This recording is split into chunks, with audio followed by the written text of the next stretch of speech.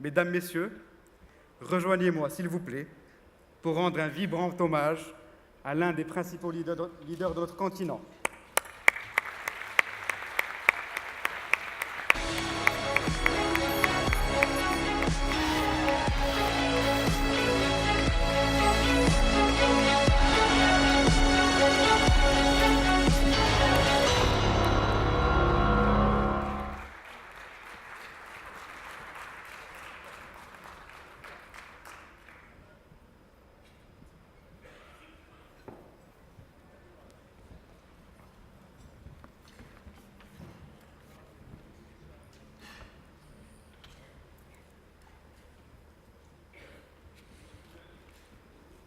Monsieur le Président d'Amadeus, honorables invités, Mesdames, Messieurs,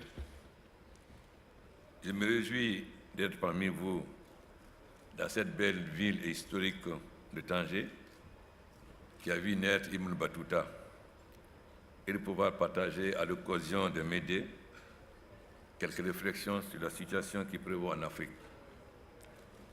Mais au demeurant, je tiens à remercier Sa Majesté le roi Mohamed VI, que Dieu l'assiste, pour l'accueil et l'hospitalité dont ma délégation est l'objet depuis hier.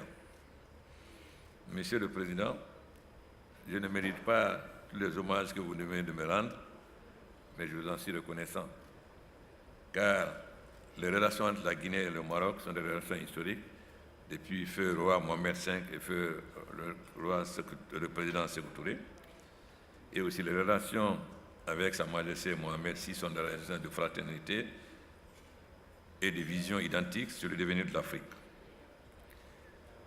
Mesdames, Messieurs, s'agissant d'un rendez-vous de faiseurs d'opinion et d'acteurs engagés dans la transformation ou les deux à la fois, je ferai l'économie d'analyses exhaustives destinées à justifier mon optimisme. Pour chaque problème que nous devons affronter en Afrique, je pense pouvoir démontrer que nous avons aussi des opportunités qui se présentent à nous.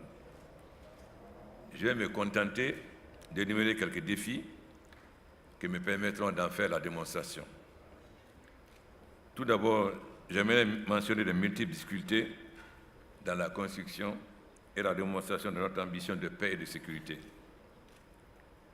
Il est vrai aussi que les récents attentats à Mogadiscio, les multiples conséquences du conflit libyen, la dégradation de la situation dans le Kivu, l'instabilité constante au Sud-Soudan ou en République centrafricaine, sans compter parler du conflit mené par Boko Haram, nous aurons de l'ambition d'une Afrique en paix à l'horizon 2020, qui est l'ambition de l'Union africaine. L'Union africaine, dont j'assure actuellement la présidence, est bel et bien parvenue à faire taire les armes au cours des 3 dernières années. L'énumération des conflits qui ont cours actuellement fait clairement apparaître cette donnée. Les mécanismes de règlement des conflits adoptés par l'Union africaine sont désormais privilégiés par la communauté internationale.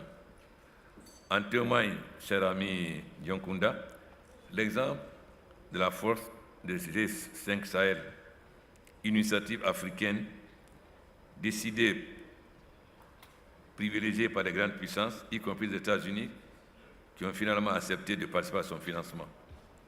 Par ailleurs, exemple montre que les solutions africaines pour tout ce qui touche notre continent sont toujours efficaces. En effet, je dis souvent, pourquoi voulez-vous que les Bangladesh acceptent de venir mourir en Afrique? Ce n'est pas leur continent. Si on vous demandait, Dionkunda, d'aller mourir en Bangladesh, je ne crois pas que vous serez enthousiaste. Nous avons dit aux grandes puissances, les problèmes africains ne peuvent être résolus que par les Africains. Le combat contre le terrorisme en Afrique ne peut être mené que par les Africains. Nous demandons seulement d'être accompagnés. Le G5 est donc une illustration de cela, de la volonté des peuples africains de prendre leur destin en main pour mettre fin au terrorisme. Toutefois, la vraie question à débattre est la relation entre le rajeunissement de l'Afrique et le vieillissement de l'Europe. Nous avons besoin les uns des autres. Il est indéniable que les nouvelles technologies vont changer beaucoup de règles, y compris la perte de la valeur du travail dans la création de richesses. Mais l'essentiel de la solidarité entre jeunes et personnes âgées ne disparaîtra pas. Nous devons nous adapter ensemble à des changements de paradigme qui feront face à une réalité qui se modifie à grande échelle.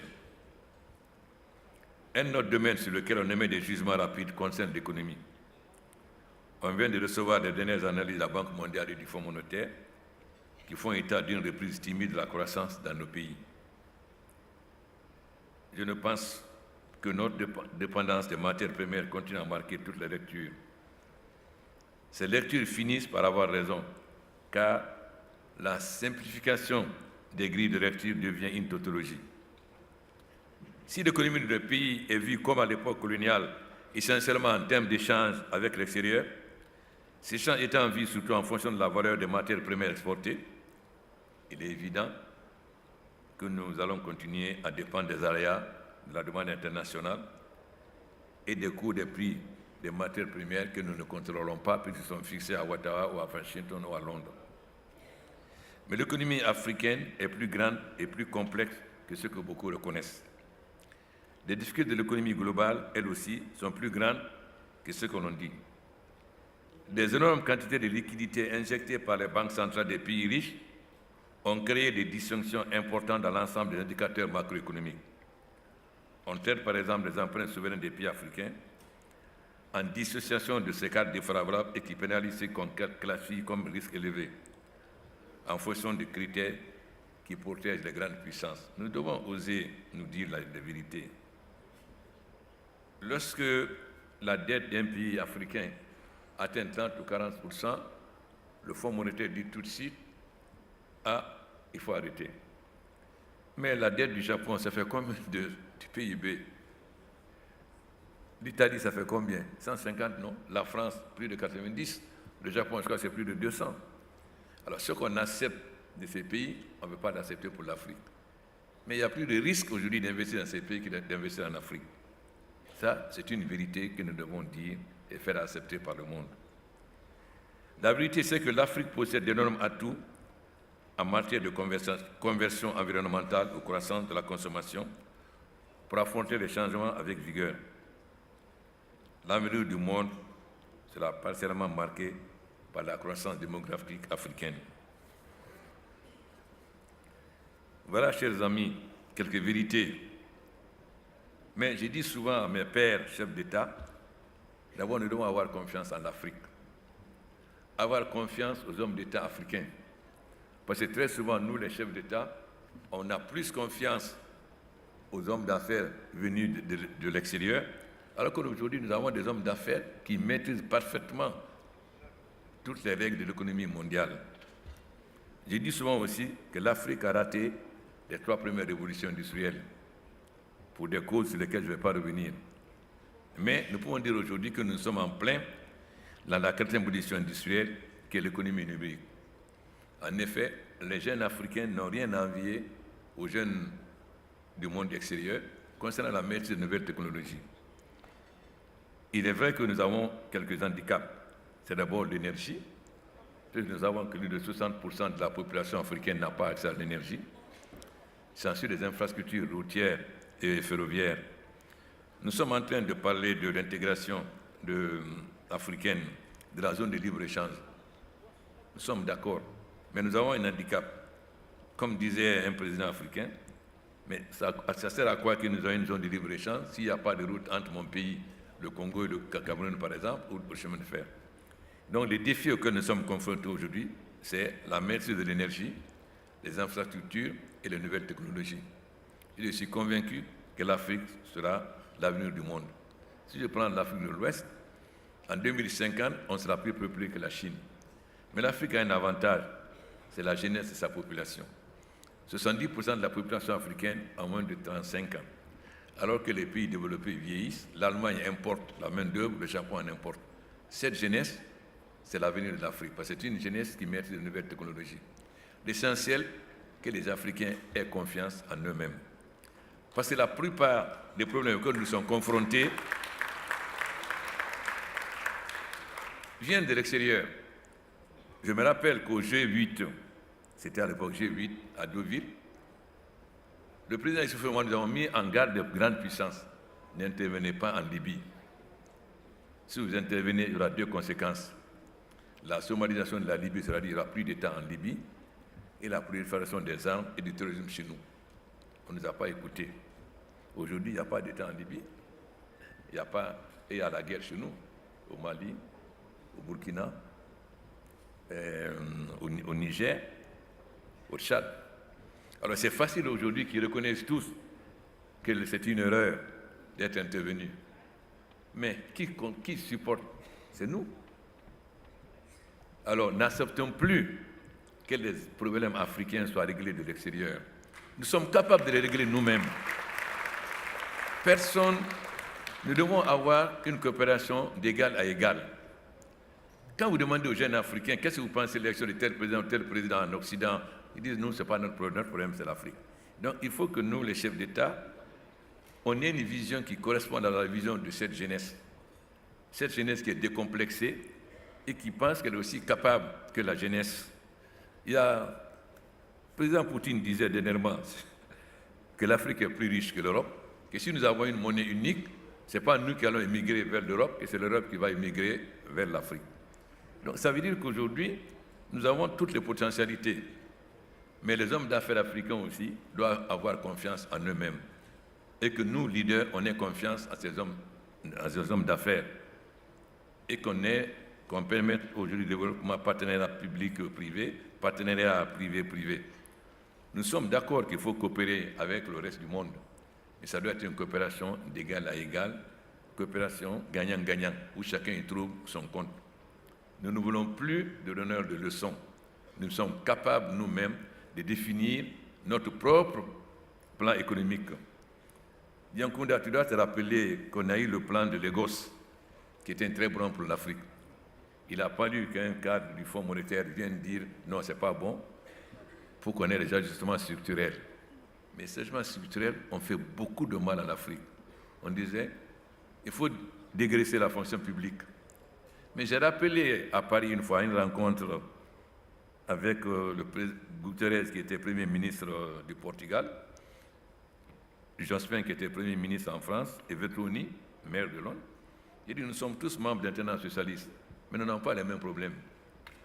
Lorsque Madeleine, en France, a dit simplement qu'on ne va pas remplacer les fonctionnaires qui ont à la retraite, Juppé, qui était Premier ministre, a demandé le même jour à Chirac de le faire partir.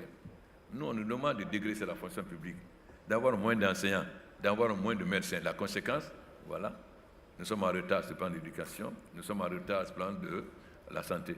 Pendant ce temps, les gens qui nous ont dit de faire l'ajustement structurel, ils n'ont pas eu de conséquences. Après, on reconnaît que c'est une erreur. Chaque fois, on nous fait prendre des voies et ensuite on dit que c'est une erreur. Mais nous avons subi les conséquences. Si nous ne voulons plus cela, il faut que nous soyons capables nous-mêmes de définir quelle politique économique il faut à l'Afrique. Pas qu'on définisse à Washington, au Fonds monétaire à la Banque mondiale, mais qu'on définisse ici au Maroc ou à Addis Abeba ou à Abidjan. Parce que nous seuls connaissons quels sont nos problèmes et les solutions ne viendront que de nous. Donc, il faut que nous nous décomplexions. J'étais très fier quand je suis venu à Meknes parce que j'ai vu un bœuf qui pesait 1 tonne 700. Et j'ai dit, le Maroc n'a rien à envier aux Pays-Bas. C'était une fierté pour moi de voir qu'un pays comme le Maroc, aujourd'hui, n'a rien à envier à l'Occident. C'est pourquoi je pense que le Maroc peut jouer un très grand rôle dans le changement de l'économie africaine. Pourquoi j'étais très heureux que le Maroc ait retrouvé sa place à l'Union africaine. Donc, si nous, chefs d'État, nous devons nous décomplexer, vous aussi, hommes d'affaires, vous devez vous décomplexer, mais aussi ne pas seulement penser aux bénéfices, mais penser qu'est-ce que vous allez apporter à cette jeunesse africaine. Qu'est-ce que vous allez faire pour que nos enfants n'aillent plus mourir dans les eaux de la Méditerranée. Vous avez une double responsabilité. Bien sûr, vous êtes des hommes d'affaires, vous gagnez de l'argent, mais vous devez mettre en priorité aussi le développement de l'Afrique. Plus l'Afrique se développe, plus la richesse est répartie, mieux vous pourrez faire des affaires parce que vous aurez un marché plus élargi. C'est ce mot que je voudrais terminer en souhaitant plein succès à cette réunion et en félicitant l'organisateur parce que ça fait 10 ans qu'il a eu le courage de continuer cela.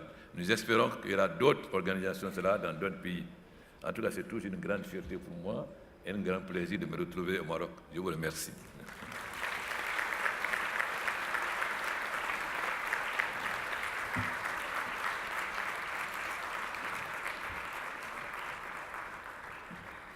Monsieur le Président, nous croyons en l'Afrique et nous croyons aux Africains.